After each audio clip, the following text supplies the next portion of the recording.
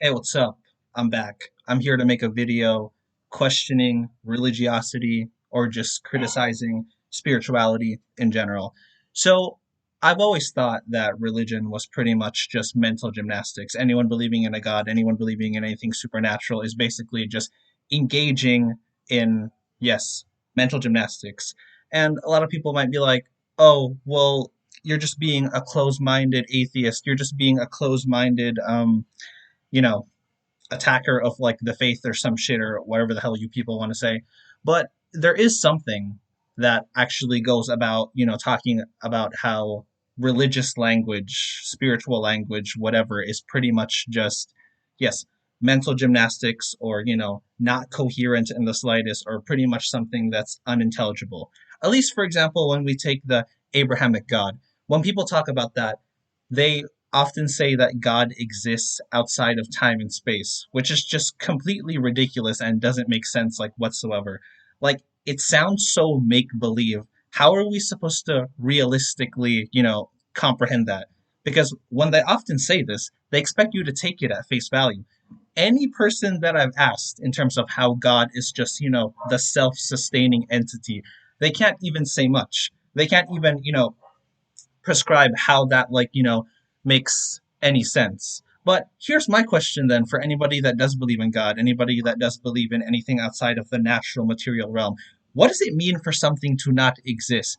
Because when you look at a lot of religious descriptions, let's say for God, a lot of like theistic descriptions for God, such as, oh, he exists outside of like time and space, that sounds exactly like a definition I would actually give for something that doesn't exist. How can you comprehend something that, if at no point in time its supposed existence exists outside of time?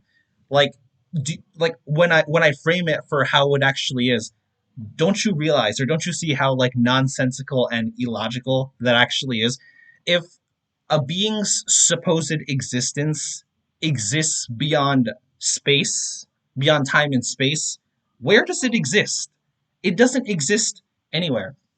So when I look at the whole conversation about like where the universe came from, it's so stupid, I think, when people are like, "Oh, so what do you think created the universe?" Nothing created the universe, arguably. And here's what I'm going to explain about that. Because by definition, the universe is all existing matter, right? It's the cosmos, it's everything to which it contains. So anything that happens exists within the universe. Things that are created happen, all throughout the universe. Therefore, something cannot exist outside of the universe. Otherwise, this wouldn't be the universe. Then, what is the actual universe? Because by a coherent definition of the universe, yes, it is everything that exists. It is everything that contains itself to be natural, experienced, and anything that can be, you know, interacted with. If by definition something cannot be interacted with, again, that is all the descriptions for things that don't exist. So I ask anybody that believes in God, what does it mean for something to not exist? Because you don't accept gods from other religions. You don't accept, things that you would consider myths in, different kinds of like mythology. So why this double standard? Why is it that you get to have your faith, quote unquote? And yes, again, this is what I'm talking about in terms of like how religious language is filled with so many oxymorons, so many paradoxes, so many, illogical, incoherent statements. When you hear something like reasonable faith, like, okay, which is it? Is it reasonable or is it by faith? Because you can twist the definition of faith all you want. Faith, by definition, means believing in something without evidence. If you have reasonable faith, it is not reasonable. If your rationality or your quote unquote, like, notion of being reasonable is backed up by faith, then no, it is not reasonable whatsoever.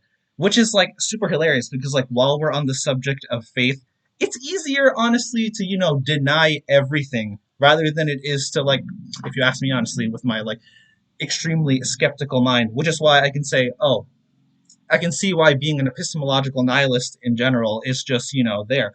But even religious people can't handle, a philosophy such as that because they need to feel some kind of objectivity, all the while basing everything in faith. So, you know, how convenient that for them the things that they need to make sense, but the things that they don't have to make sense, you know, it's okay to do it through the notion of faith. And this is what I'm talking about when it's like, okay, at this point, like if you look at Igtheism, if you look at, theological non-cognitivism, you know, it's not even me just, sticking my fingers in my ears and like refusing to listen. It is all the religious talk, all the religious language, all the spiritual language is, mental gymnastics at its finest. And yes, I'm acknowledging that there are attempted arguments to justify God's existence. But see, here's the thing. Religious people, people that believe in God, will always use their like lack of comprehension as something that backs them up as well. It just depends on the context because, oh right, God exists beyond time and space. We and our, tiny little like fragile and, limited minds cannot comprehend his quote unquote like brilliance. Oh, but I'm sure he exists. Like the thing that I'm admitting that I only partially understand, I know that in actuality it is also true, which is why faith is nonsensical. Which is why if you look at it in general, religion or spirituality was pretty much just created for people that can't deal with an existential crisis. Either an existential crisis or they can't deal with nihilism. Because, all of this is just meaningless. And if you're going to criticize atheism or theological non-cognitivism with oh, you're just like picking at like semantics or like whatever, well, yeah, join the club because we can also play that game. But it's funny because mental gymnastics are only okay when it's for like religion or like God, let's say. But oh, you people will roll your eyes when this notion of like, oh, the universe couldn't have come from nothing, even though, okay, realistically, why wouldn't nothing be a better description for God? And something that like created the universe, quote unquote, created it, or I don't even know if that's the word to use, because like again, this is just random. This is just like, pure coincidence, because nothingness, kind of like God, if we look at this natural material universe, in all honesty, it makes more sense to justify nothingness other than God, because nothingness wouldn't be self sustaining, right? That's why a lot of you religious people say shit like, oh, how could the universe have come from nothing? Oh, but there's an exception for God because he's self sustaining, whatever that means. And again, I'll just bring up the issue with mereological like nihilism again, because I'm just going to say this right now. I mean, I know I already made a video like prior talking about like mereological nihilism attacking the Kalam cosmological argument, but strictly just on the notion of like mereological like nihilism itself. Destroying this infinite regress to me is like so stupid because fundamentally life will always exist in an infinite regress, if you honestly ask me. Because as dumb humans, like who even said that the universe owes us anything? Like people believe in God or people think that oh things need to make sense. Why does it have to make sense for you? I mean, if it's meaningless, the universe said fuck you. And again, that's just my interpretation of it. Like, anyway, but even then, I saw a Reddit post that I thought was like pretty good in criticizing the Kalam because it talks about like what does it actually mean for something to begin to exist, quote unquote? Because everything that exists in the universe and the lame comparisons that religious people will make when they say like, oh, a painting didn't just come out of nowhere, but a car, a computer, whatever. All of these things were made with parts that already exist that our minds are going to presuppose, exists, quote unquote, because we make assumptions all the time for the beginning. Who's to say when actually something, starts, quote unquote? Because imagine if I just made a cookbook. It's not going to say, oh, have a pair of functioning hands. But if we're going to be so literal, if we need to be so literal in terms of like how things happen, then to what end, arguably?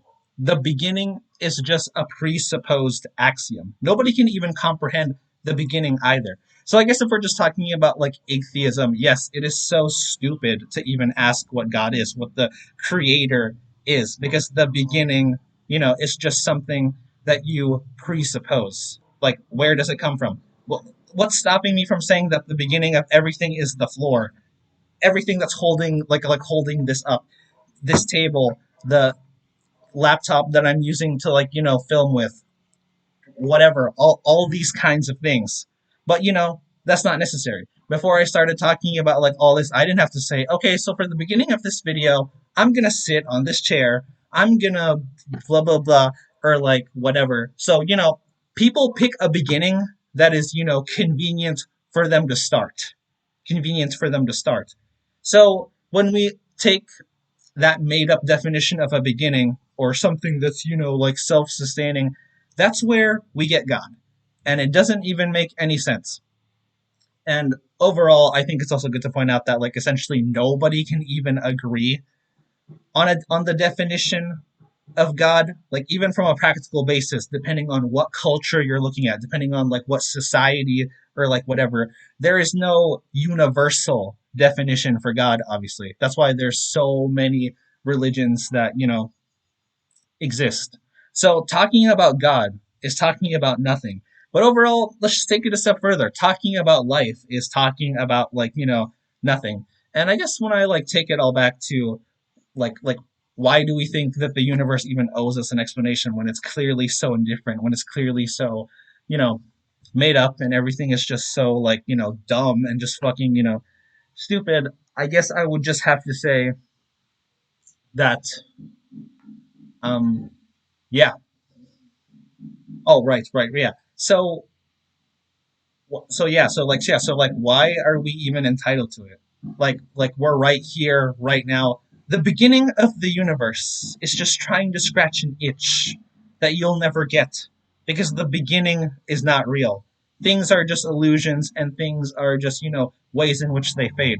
And speaking again about like mereological nihilism, because how like, ambiguous and how, incoherent the start of anything actually is. I forgot what it was. I think it was like Alan Watts who like spoke about it. Who's to say that yes, we're not just the universe experiencing itself? Because whether you want to talk about God, if things come from God, if things come from like whatever, and back again to like what I'm saying, it doesn't make sense to me that like the universe was created because that's not how we treat the definition of the universe. We only talk about how the universe started in relation to talking about God. But we can always talk about the universe even without mentioning religion or spirituality. So if the universe is, yeah, again, everything that it contains within itself, then God would have to be part of the universe. God did not create the universe.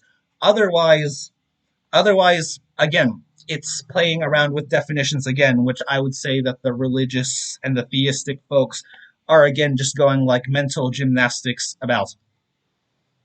Because here's the thing about religious people. Here's the thing about like theistic people, at least from like what I've observed a lot. They can't handle naturalist and materialist worldviews. But even then, you still have to contend to that. Even if you believe that there's something beyond the material, beyond the, natural realm, you can't deny this. So it's leaning more towards a point towards those ideologies, if you ask me, that like okay, God, religiosity, or like anything like that, they're not an integral part in discussing the universe because you can still talk about the universe by itself. You can talk about the universe with God, but the notion of God and the universe not existing, again, you're breaking definitions because a coherent definition, and I'll keep saying it, of the universe is everything in which that it contains. Everything in which that it does not contain in it wouldn't be the universe. It would be nonsensical. It would be incomprehensible. It would be non existent. So, yeah, I said some words. There you go.